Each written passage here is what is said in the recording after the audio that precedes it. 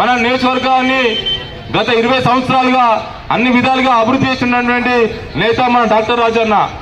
అదేవిధంగా తెలంగాణ ఉద్యమంలో కూడా మన గణపూర్ నియోజకవర్గానికి పెద్ద ఘనమైన చరిత్ర ఉన్నది. ఆనాడు ఉమ్మడి వరంగల్ జిల్లాలోని ఏకైక మంత్రిగా ఉన్న కడియం శ్రీఆర్ని కాదని 2001లో తెలంగాణ రాష్ట్రమే ఎజెండాగా ఇక్కడ స్థానికంగా ఎంపీపీని గెలిపించుకున్నటువంటి ఎంపీపీ చర్యలు గెలిపించిన ఘనత మన స్టేషన్ నియోజకవర్గం ఉందని చెప్పేసి తెలియజేసుకుంటున్నాం.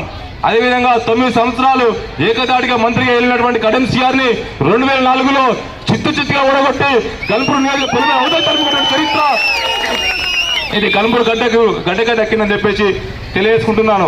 అదేవిధంగా తెలంగాణ ఉద్యమంలో యావత్ తెలంగాణ మొత్తం కూడా యువత ఆత్మ బలిదానం చేసుకుంటుంటే బిడ్డలు ఎవరు కూడా ఆత్మ బలిదానం చేసుకోవద్దని చెప్పేసి ఆనాడు అధికార కాంగ్రెస్ పార్టీకి మన అందరం గెలిపించిన ఎమ్మెల్యే పదవికి మన అందరి కోరికలకు రాజీనామా చేసి మన ఆత్మ గౌరవాన్ని ఢిల్లీ దాకా నిలబెట్టినటువంటి ఘనత మన గణపూర్ నియోజకవర్గానికి ఉన్న విషయం మర్చిపోవద్దు.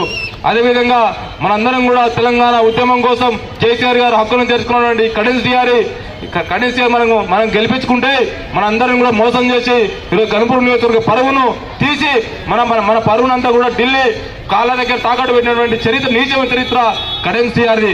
కాబట్టి ఖచ్చితంగా ఈసారి కడియం శ్రీఆర్ని చిత్తుగా మరోసారి ఓడించి నియోజకవర్గ పొలిమేరలు కూడా అడుగు పెట్టకుండా తరిమి కొట్టాల్సిందిగా కోరుకుంటూ